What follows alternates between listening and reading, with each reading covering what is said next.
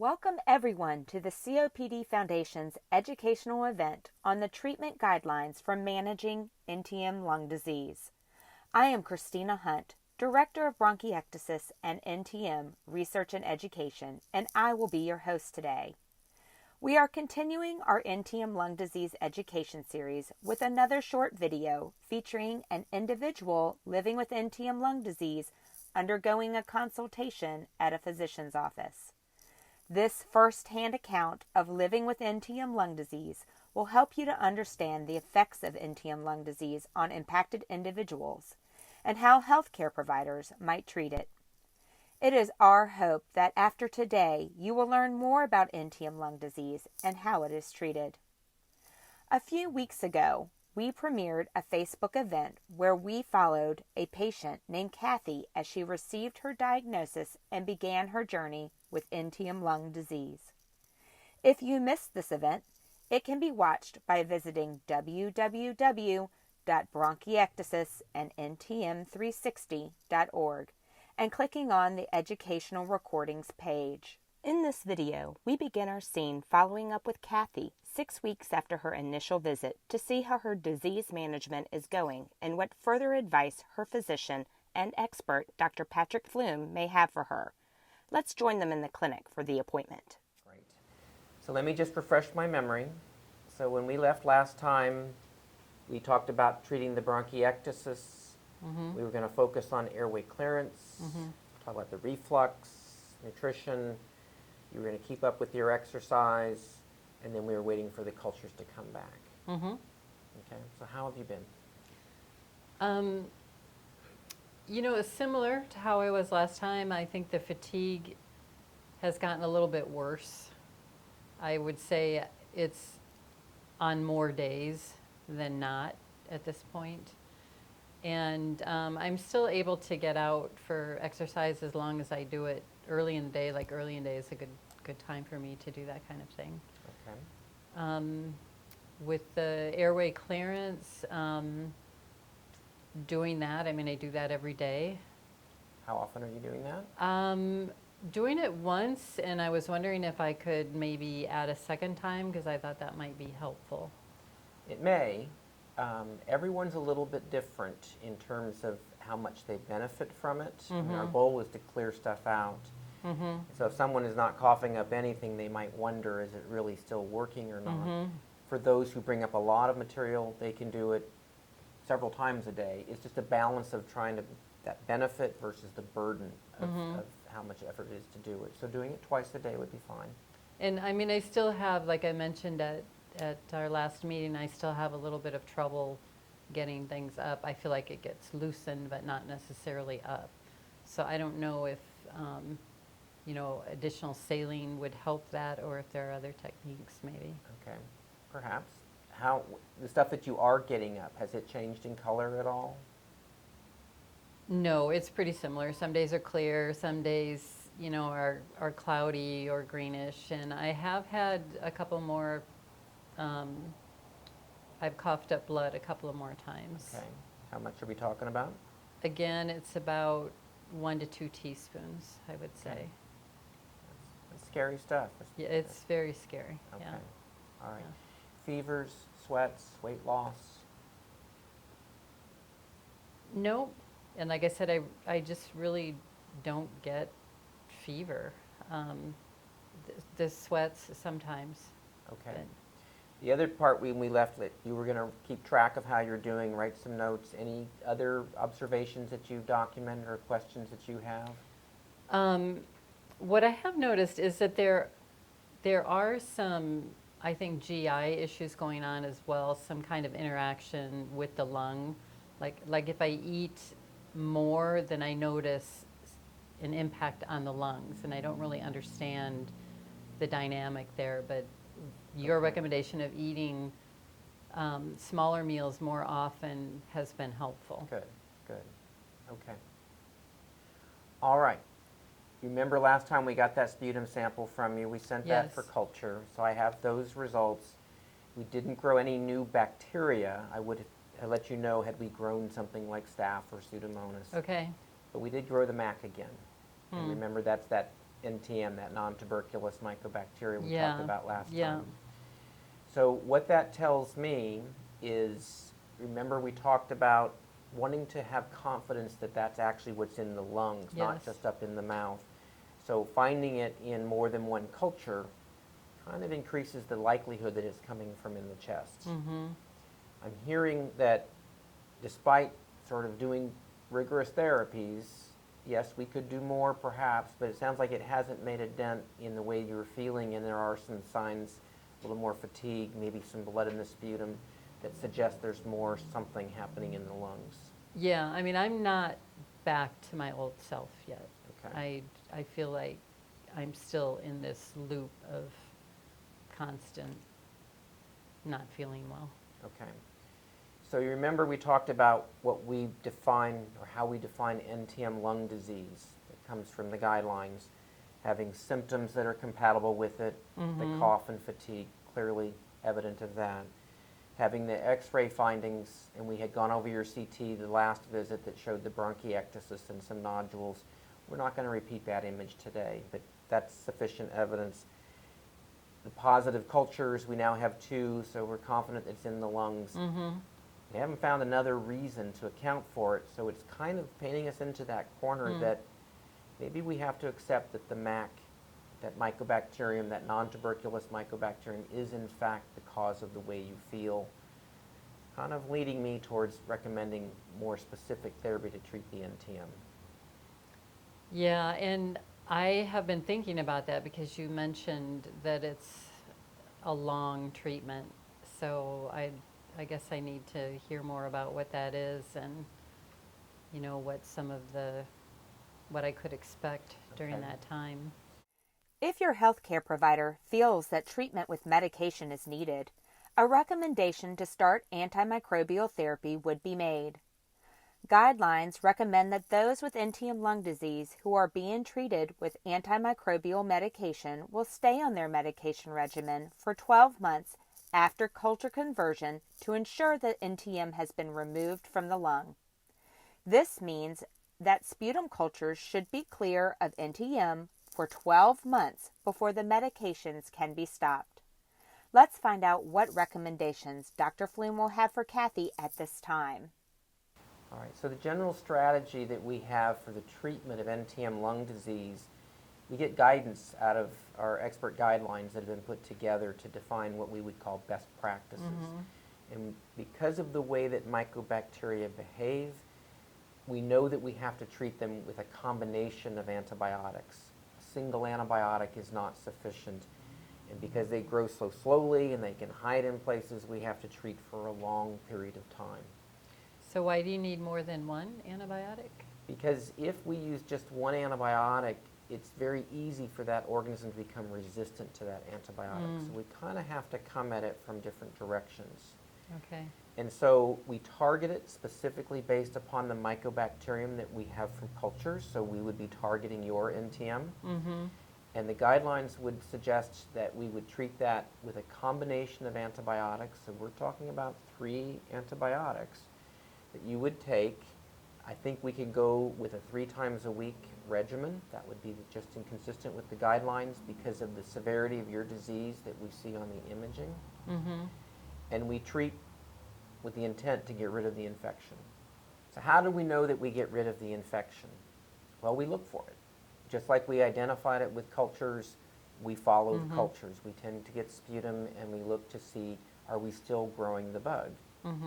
So what we look for is we get that culture, and if the culture becomes negative, that's a good sign.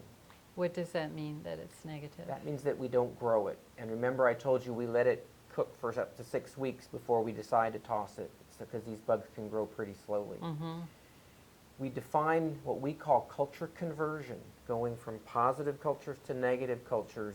Obviously, by having negative cultures, I like to see at least 2 or 3 in a row that are negative. And the guidelines would recommend that we treat for a year after we achieve culture conversion. So once we see that first negative culture, if it stays negative, then we start that clock and we have that plan for when we might stop therapy. And does it ever come back then? Well, it can. Let me come back to that after we talk about how we're Okay. going to manage this. Okay, And don't let me forget that question. okay. So sometimes people stop coughing and they stop producing sputum. So that kind of makes it hard for us to be able to say, did they achieve culture conversion? So there are times where it might become necessary to go down into the lungs with a procedure to wash and see if we have it there. I don't like to do that as a routine. That's a sort of a need to know. But if we stop coughing and your symptoms are clearly improved, we will take that as a positive. A negative culture, a positive finding. So, Okay. but all I want to focus on at the beginning is when we talk about putting someone on multiple antibiotics, obviously, every medicine comes with baggage, and there could be some side effects that associate with these. With antibiotics, there can be very easily GI symptoms like nausea or diarrhea. I would recommend that you take probiotics as a part of your regimen to try to combat any complications in that regard. Okay. Each of these medications also come with very specific side effects that can happen, and for some we will do some therapeutic drug monitoring. And before we leave today, I'm going to invite our pharmacist to come and go over those details with you and get that in so you have all those things to think about or know about. Okay. All I care about at the beginning is that you are able to tolerate this regimen. Because if you can't tolerate this regimen, then we've got to mix it up and adjust it to a regimen that you can tolerate, but also has predicted opportunity for success. So there are options. There are additional choices that we have. So, and keep in mind, we treat a lot of people and they do just fine with these antibiotics. So I don't want you to leave here thinking, oh, I'm going to do terribly. You may just do perfectly fine and everything will be great. If you have some symptoms, let us know. There might be things we can do to mitigate it. Doesn't mean we have to change the medicine. But if you're not doing well on that regimen, we will have to change there. But if you're doing fine, then we will start to focus on how it's working, what we call efficacy. Then we'll monitor what happens with the cultures.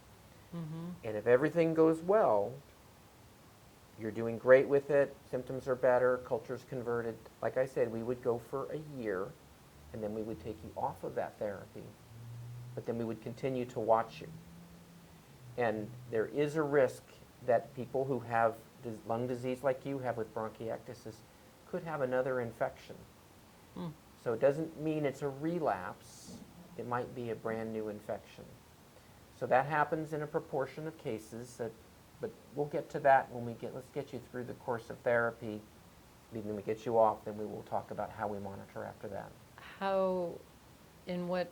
You said in a proportion of cases, like how often does that happen?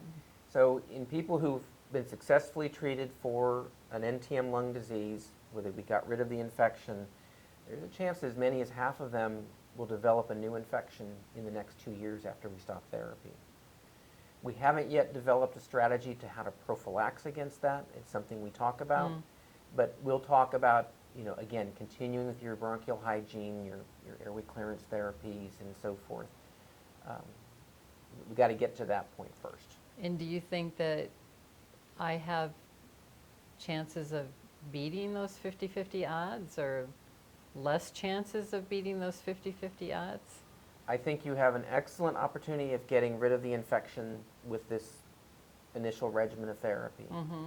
And then in terms of the chances of developing infection, make sure you're in good nutritional health, talk about some simple precautions.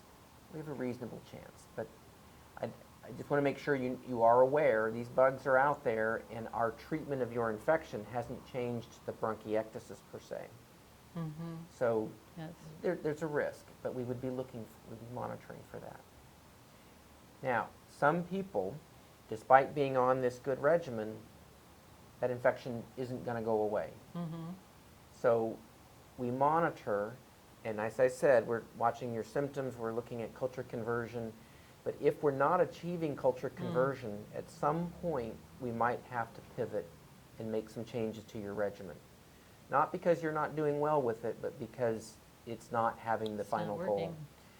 For us, that time is at about 6 months. That Okay. if we're 6 months into it and we haven't achieved culture conversion, we're going to repeat the CT scan, and then we can talk about, well, what changes could be made in terms of your regimen to try to knock out that infection. Because the testing revealed another positive culture for NTM and Kathy is experiencing worsening symptoms, Dr. Flume has chosen to prescribe multiple medications for the treatment of Kathy's NTM lung disease. This medication regimen may help slow the growth of NTM and possibly resolve the NTM infection in the lung, preventing a worsening lung condition. Sometimes those with NTM lung disease do not experience side effects when taking multiple medications at once. However, taking multiple medications at one time can sometimes cause stomach upset and diarrhea. Individuals can find resources to cope with nausea on the Bronchiectasis and NTM 360 website by visiting bronchiectasis and NTM360.org. They can also contact their healthcare team for other side effect counseling. All right, so I've said a lot. So now tell me what you're thinking or what questions that you have. So if I'm understanding you, your recommendation is then that I start these antibiotics to treat the NTM. Yes, that is my recommendation. As I said, we tried the conservative measures, watchful waiting, but what I'm hearing is that there are some things that clearly aren't better and might actually be a little worse. And I don't have another pathogen, another bug to treat, but we do have the MAC, and I think that we have to start blaming that as the culprit. So what would happen if I didn't do this 3 antibiotic treatment? So if this is in fact the MAC, then what we would anticipate is you would, at a minimum, continue to feel the way that you do now. And my worry there is that you've been having these more frequent exacerbations. Those other antibiotics, they've not been working because they really weren't targeting the bug of interest, the bug that's causing the problems. I also worry about if people are using a single antibiotic, even if it gives you temporary relief, we might be risking selecting out resistance for that, which would make it more difficult to treat later if that was when you said, okay, now I'm ready for treatment. So my fear is that you would feel some progression, but more importantly, just you would continue to feel the way that you feel now. So is the NTM damaging my lungs? Would we be able to see that, like on a next CT scan, that I would actually have more airway damage because of that? It can. So it's actually a double-edged sword here. The infection, yes, can cause injury to the airways and to the lung. The other part of that is how your immune system combats that infection, and sometimes that host response is actually part of the damage as well. So trying to treat the infection also reduces the inflammation. Now, what prompts me to recommend treatment is not just finding the bug in the cultures. So even though we found it twice, that helps me believe that it's actually in the lungs, but that's not the reason I'm recommending therapy. It's either progression of symptoms or it's progression on the x-ray. So we didn't repeat the x-ray today, but in some people where their symptoms seem to be okay, we would periodically look at the CT scan to see, are there changes that suggest that this is actually getting worse? And for some people, absolutely. It can cause more structural damage to the lungs. So if we do go ahead and start this treatment, what are some of the things that I need to be aware of? Like what are some of the things that are flags for me? When do I need to call you? When do I need to take some action? So some of the things that we would be asking for you to call us might be related to the treatment. And that's why our pharmacist is going to go over the specific issues with each of these medications, because we don't want you to have a complication of the therapy.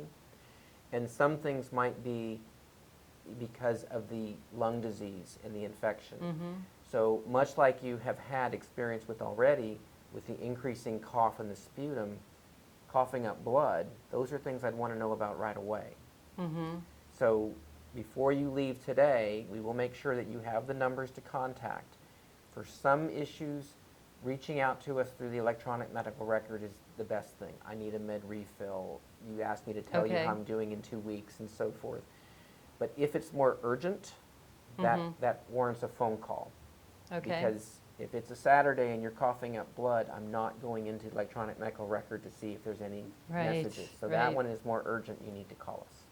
Now, since it's so many medications, and maybe this is something I would go over with the pharmacist, I don't know, but would I start them all at once, or do we gradually begin those? My strategy is to begin one at a time. We would start one today, add the next one in a week, and the next one a week after. There's not an emergency to be starting antibiotics. This isn't like treating an acute pneumonia where we need to start them as soon as we can. Okay. But if I were to give you this combination of antibiotics and you were to have some GI symptoms, I don't know which one is the culprit. And then we got to figure that Okay. out. So it helps me a little bit that if you add a drug before the onset of symptoms, maybe it's the new drug that we added in there. And that gives us some idea of how best to manage that. Okay. I think we've covered a lot of the questions that I had down here, but I did have one more about the antibiotics. When I've been on them before, I've had some issues with appetite loss and a little bit of weight loss. If I'm going to be on these for an extended period of time, and what if I start losing a lot of weight? Is that something I need to let you know about? Or? Absolutely. You need to have good nutritional state to combat this infection. I don't want to find out that you're not eating and then you're losing weight. And so sometimes things are happening because of the underlying infection, and sometimes it's the treatment, and we do not want the treatment to be worse than the underlying condition we're treating. So sometimes symptoms are mild, and we can mitigate them either by how we take the medicines or when we take the medicines. Okay. Sometimes it requires us to make some changes. So, Okay. so we just need to know, what's happening, the severity of it, and then how we might then have a strategy of trying to deal with those symptoms. And I think the only other last question I had was, I mentioned fatigue, and that's been a major symptom of mine, and that has actually gotten a little bit worse. If we start adding antibiotics, could I expect that to get better, or might it get worse? Or That if the fatigue is in fact because of the NTM infection, and we are successful in reducing that bacterial burden, then yes, we hope that the fatigue can improve. We also have to acknowledge that these medicines, they themselves might contribute to the way that you feel, and it's not uncommon for people to not feel great when they're on an antibiotic course. So that one's a little bit tricky, and as you know, fatigue is pretty nonspecific.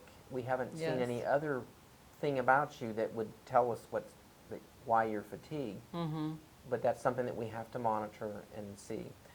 I don't want to tell you that we have to wait until we get you off antibiotics to appreciate any benefit. We're going to be asking, do you feel any better in terms of your fatigue? Okay. Well, I mean, I certainly would like to feel better. I know that I've not been feeling myself over the last year, and it sounds like this might be a treatment plan that we could move ahead with. Okay. So let's take these next steps. I'm going to invite the pharmacist in to come talk to you about the specific medications. I think that we should plan a visit. Maybe we can do it by video just to talk that'd be great. in about 4 weeks. Just all I want to know is how you're doing with the medicines.